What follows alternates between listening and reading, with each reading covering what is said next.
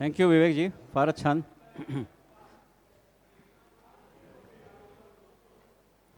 एकदा का एखाद्यावर जीव जडला की त्या व्यक्तीवर अगदी जीव ओवाळून टाकावासा वाटतो. प्रेमात अशी काही दिव्य शक्ती आहे की प्रेमासाठी माणूस मृत्यूला देखील हसत हसत कवटाळतो. याची अनेक उदाहरणे आहेत. सलीम अनारकली, हीर रांझा, लैला मजनू. पण ह्या झाल्या स्त्री पुरुषांमधील सांसारिक प्रेम कहाण्या. पण देव आणि भक्त यांच्यातील नात्याविषयीसुद्धा अशा अलौकिक अनेक कहाण्या आहेत ज्यात भक्ताने भक्ती करताना जीवाची कधीच पर्वा केली नाही.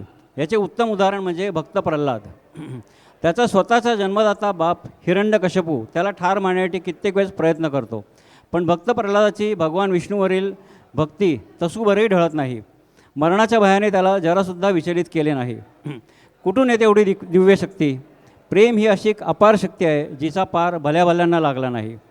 ह्याच्या पुढचं गाणं सादर करायला स्नेहल वाविस्कर, ये जिंदगी उसी की है. थोडा गडबड गोंधळ बराच वाढलेला आहे, आवाज खूप येतो आहे. थोडं शांतपणे ऐकून घेतलं तर कलाकारांनाही छान वाटेल.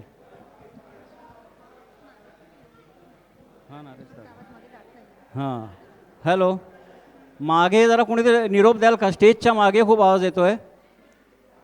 इथे कोणी कार्यकर्ते असेल तर त्यांनी स्टेजच्या मागच्या लोकांना मागे अजून चूलघर आहे तिथं जाऊन थोडं बोलावं, असं माझी विनंती आहे.